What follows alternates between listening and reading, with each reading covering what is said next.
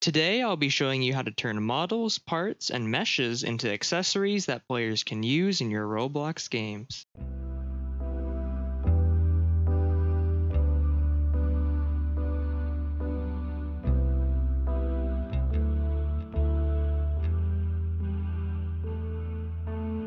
Resources from this video can be found in the important links section of the description if it's easier for you. We'll be starting off with 4 different examples. The first of which is a part, the second is a part with a mesh inside, the third is a model containing multiple parts, and the last one is a model containing lots of parts, and some of which even have meshes inside. And this will just be to demonstrate that you can create accessories under these circumstances. Before we continue, make sure you have the Explorer and Properties enabled from the View tab at the top left of the screen, as we'll be using it throughout the tutorial. From here we can get started with the first example. And the first thing we need to do for each of these items is make sure we add an accessory into the game. In order to do this, we can click the plus button next to the workspace, type an accessory, and add one in. Alternatively, we can go to the Model tab, click on the Insert Object button, and a GUI will appear where you can do the exact same thing.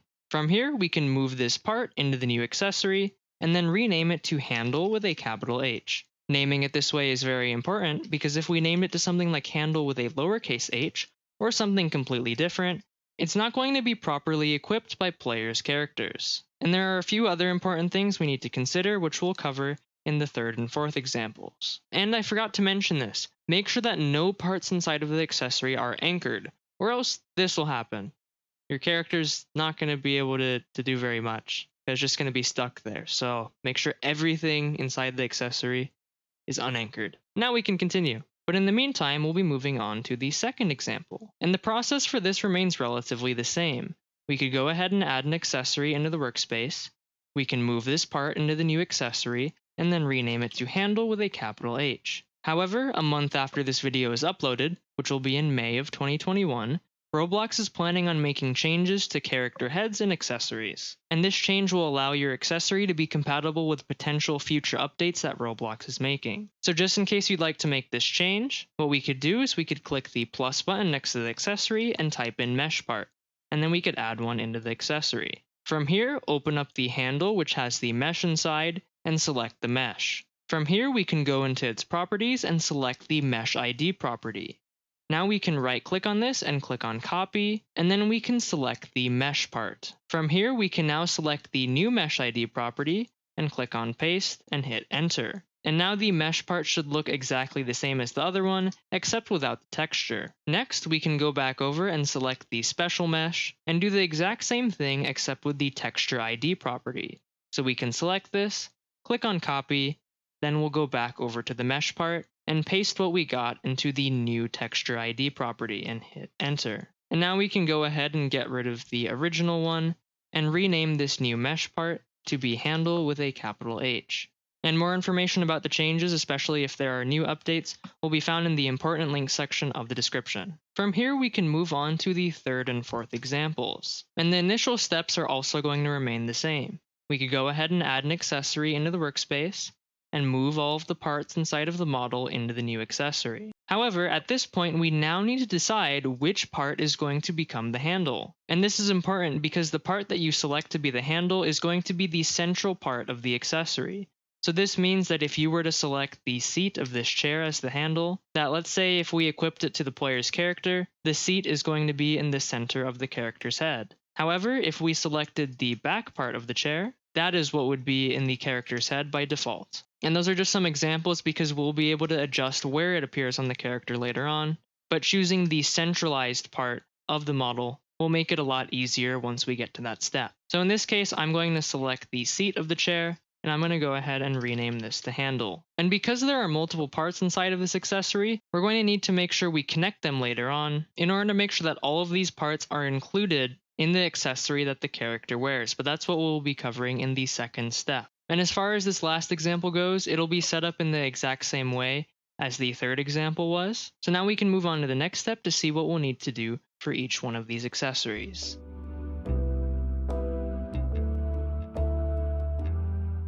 Now that we've created a few accessories, we need to make sure that they appear properly on players' characters. And in order to make this easier, we can spawn in some character models. In order to do this, we can go to the Plugins tab and click on the built-in Build Rig plugin. And from here, we have the option of spawning in an R6 or an R15 rig. So I could spawn in an R15 mesh rig, for example, and this will have all of the default things that an R15 rig has. In addition to this, we can also go over to the Model tab and enable the Show Welds and Constraint Details features so that we are able to visualize the welds between parts, in addition to the attachments inside of the characters. And if you're unable to see these attachments, you can adjust the scale right next to the button until it becomes visible. And the reason we're using these built-in attachments is because it'll make it much easier to position these accessories on the character. So for example, if I wanted this accessory to be attached to the player's hand, what I could do is I could select this attachment, or you could open up the character and find the attachment that way. We could then copy this and paste it into the handle of the accessory. And what this will do is once we move this accessory into the character model, is it'll automatically position itself based on that attachment. And from here we can then adjust how it appears in the character by opening up the accessory, opening up the handle, and selecting that attachment. And from here, we can go over and utilize the tools at the top left of the screen, or we could go into the properties menu and adjust it through here. So I could also adjust the position this way, the orientation, and a bunch of other different properties. And now however it appears here is how it'll show up when a character equips it in an actual game. However, in this case, we utilize an attachment that only R15 characters have, which means that if we try to move this accessory into the R6 character, it's going to be positioned in a completely different spot.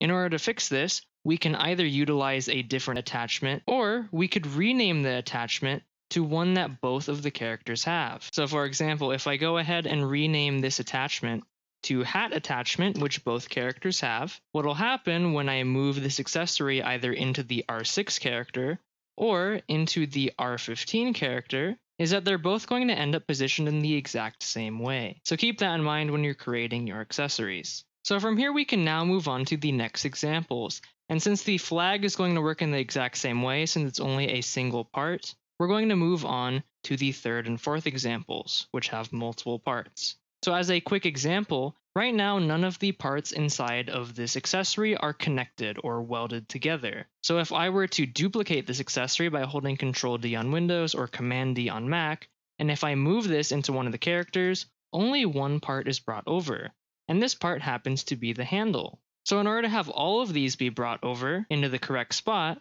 what we need to do is weld all of these different parts together. And there are multiple ways that we could do this. And the first way we could do this is the quickest one, but it doesn't work in every single case. So for this first example, we want to select every single part inside of the accessory, and then go over to the Model tab. From here, click on the button under Create, and click on Weld. What this will do is any parts that we had selected which were intersecting one another, which in this case is the seat with the back of the chair, will be automatically welded together. However, because none of the other parts were touching the seat of the chair or the back of the chair, they weren't welded together. So if I then went ahead, duplicated this, and brought it over into the character, only those two parts were moved over. So we have a few options from this point. We can either move some of these parts into the seat and then do the exact same thing. We could go ahead and select all of the parts in the accessory and click that button. And now that new part will also be welded to something, which in this case is the seat. But that isn't practical in every single case. If this worked for the majority of the parts in your accessory, then you can continue to do it manually from here. So I could go ahead and select one of these parts that was not welded, I could click the plus button and add in a weld constraint. I can then select the weld constraint and go into its properties and select the part 0 property. We can then choose one of the parts that will be welded together, so I'll choose this part, and then the part 1 property is going to be the other part that will be welded together. So I could choose the seat or the handle.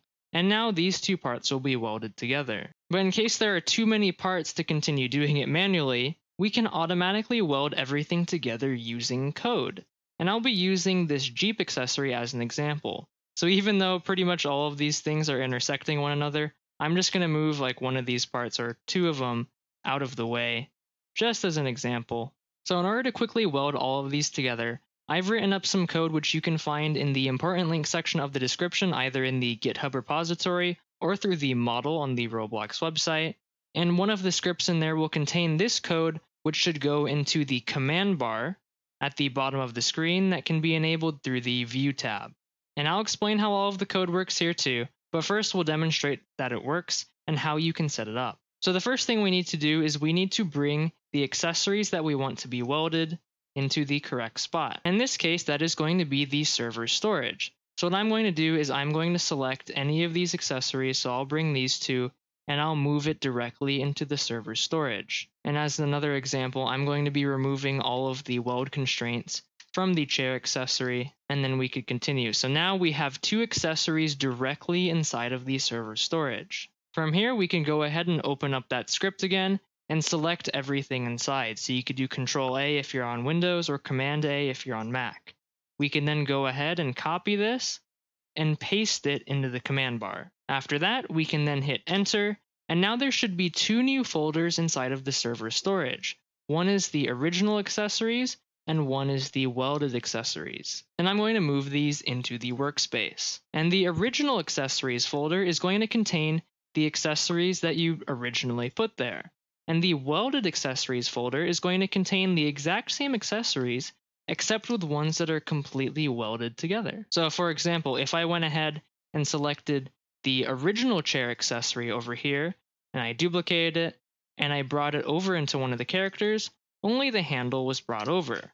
But if I did the same with the welded version of it in the welded accessories folder, duplicate it, and then I'll go ahead and move it over into the character, the entire chair was brought over. And we can also go ahead and open up this accessory and see all of these different weld constraints added. And this is the exact same thing with the other one.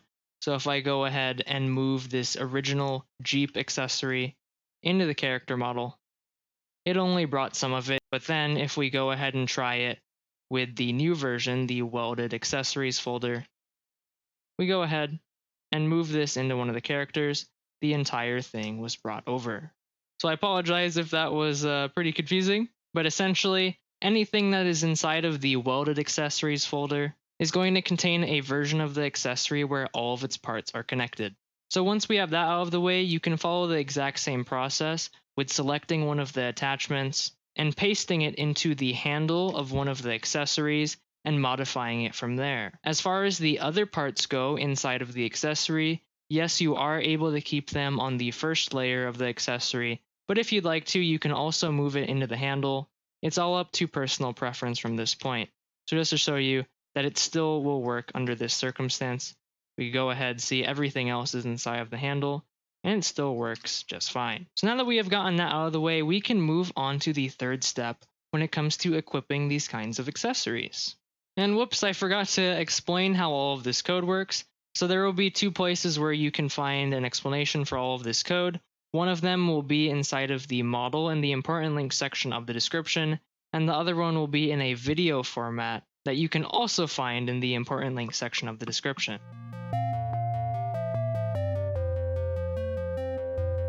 Now that we know how to create and position accessories on players' characters, it's important that we also know how we can equip it in different ways. And here we have different kinds of examples. We're going to start off with the basic ones first. So here we have 3 different accessories, all of which will be equipped in their own unique way. And we'll start off with the one on the left, which will be equipped through a proximity prompt. So if we open up this accessory over here, inside of its handle we have a proximity prompt that contains a script. And this script is going to be responsible for allowing the player to equip the item. And for each of these scripts, I'll give a brief rundown of how everything works. Starting at the very top, we're creating references for various things that's important to make sure the function works properly. So for example, the first reference we created is for the proximity prompt, and this is going to allow us to listen for whenever a player activates it. So when we refer to script.parent, it's referring to the item that is containing the script. So if we go into the Explorer, we'll see that the proximity prompt is what contains the script.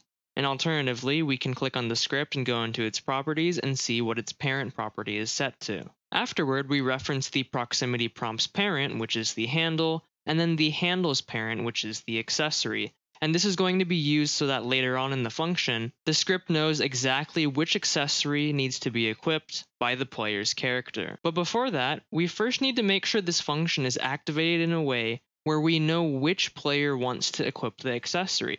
And that's why we're referencing the proximity prompt right here. By referencing this, we can connect it to an event listener, which will listen for something to happen. In this case, it's going to be whenever the proximity prompt has concluded. So once the player has activated it, this event will say, hey, the player activated this proximity prompt. And what that allows us to do is connect it to a function so that we're able to reference that player. And from this point, we want to reference the player's character or wait for it to load into the game just in case it's respawning. And from that point, we also want to make sure their humanoid exists, because if those two exist, we can then be sure that, okay, we can reference their humanoid and call add accessory on it, passing the accessory we want that player to equip through. And we are utilizing the add accessory method instead of just parenting the accessory to the player's character, because this is something that's built in and it ensures that it will end up working properly. And once we've done this, we can then get rid of the proximity prompt because we know that it's been equipped by a player and that no longer needs to be used. And this format is followed by the rest of the other examples, except that they're activated in different ways. So if we move on over to the second example, we'll see that this one is activated through a click detector instead. So we have a click detector directly inside of the handle, and inside of the click detector we have another script. And this is essentially the exact same thing, except instead we're referencing the click detector, and the event that we're going to use is the mouse click event. And similarly, this is going to listen for whenever a player clicks on the handle, and once that happens, we can go ahead and activate the function, making sure that the character and humanoid exist before continuing, and then applying the correct accessory to that player's character. And now that we've gotten these two examples out of the way, we can move on to the third one, which has a few extra steps in comparison to the other ones, because in this case we are utilizing a touched event. So whenever a player steps on this, they are going to equip it. And before, this seemed to work completely fine without using scripts. But recently I found that this isn't working like it used to, so I'm not sure if I'm doing something wrong or if something has changed. But in the meantime, we can replicate it in a very straightforward way. So starting at the very top, we are once again referencing different things inside of the accessory. And right below it, we are again connecting a certain event to a function, and in this case, we are listening for whenever the accessory's handle is touched. But this time, different data is passed through into the function. Instead of it being a player or a character, this time it's just going to be the instance that touched the handle. So for example, if my character model was walking over that accessory and let's say the right leg touched it, instead of being the player, it's going to reference the right leg. And this is why the first thing we're going to do in this function is check if a player's character touched that part. So what we could do is we could reference the player's service that we defined on line 1, and we could utilize the getPlayerFromCharacter method on the character model. And this is why we are referencing the object's parent instead of using the object itself. Because if we go over here and select this part of the character, we'll see that it's directly on the first layer of the character model. So this means that this part's parent is going to be the character. So once we've done that, we can then check, okay, if it is a player, then we could go ahead and reference the character and humanoid once again. And if those exist, we can then add the accessory to the player's character. And if I explain this too quickly, in the description I'll also have these examples inside of the model in the important link section, and there will be comments on every single line of code in case it's easier to understand that way.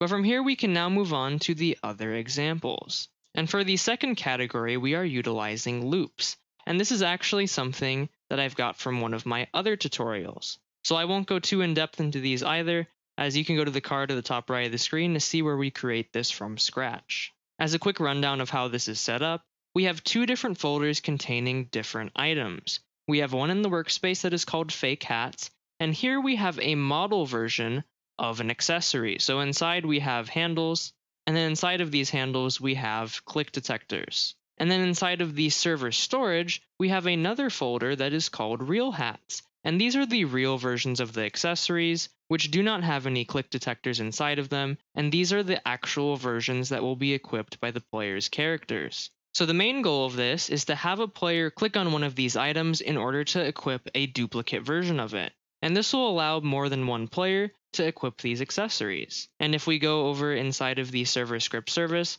there is a script that is handling this. So we're referencing the two different folders at the very top, and right below this function right here, we are looping through the fake hat folder in the workspace and checking if certain instances exist. So we want to make sure that the handle exists, and that if it does, that a click detector is also inside.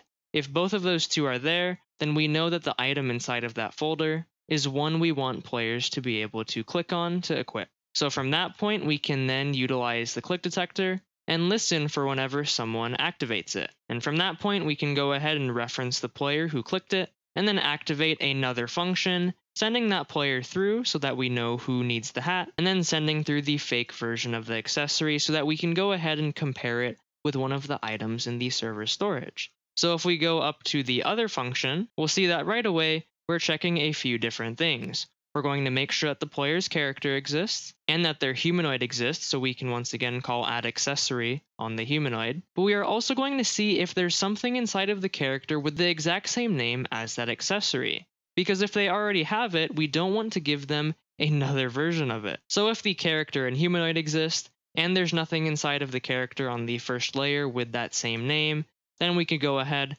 and loop through the real folder, see if the names match up with any of the items, and if so, we'll create a clone of the real accessory so that once we give it to the player's character, there's still going to be another version there later on that can be granted to other players. And again, if I explain this a little bit too quickly, I'd suggest checking out the other tutorial where we created that from scratch, because now we're going to move on to the last set of examples, which utilizes the collection service. And this works in a very similar way to the loops example, because we do end up using loops to make sure this works properly. But the main difference is that the items that we reference don't have to be in a single spot. They don't have to be in a folder. They don't have to all be collected in the same area. They can be anywhere they want in the game. And this is made possible by the collection service. And I'm not going to go too in-depth into this either, as I might have a separate tutorial on it in the future, but it essentially allows us to group items into certain categories. And this is done by creating a tag. So in this case, for all three of these accessories, they've each been given the exact same tag. And what this is going to allow us to do is loop through every single item with that tag, and then activate a function for each one of those items. And then very similar once again to the loops example, we can go ahead and check, does this accessory have a proximity prompt? Does it have a click detector? And if it doesn't have either of those things, we can just utilize a touched event instead. And this makes the process much more streamlined, because all we'd have to do is create a new accessory and make sure it falls under that category, and then the script does all the work from there. We don't need to add it into a folder or do anything else. And now all of these examples once again will be in the important links section of the description, all commented just in case you would like to read more about it and understand how everything works. And in addition to that, I'll also have resources again in the important links section of the description that cover the collection service, loops, functions, events, and all of that. And since you've made it this far, post a comment down below to suggest what tutorial I should create next, along with any feedback about what I could do better to make these tutorials more enjoyable and easier for you to learn from.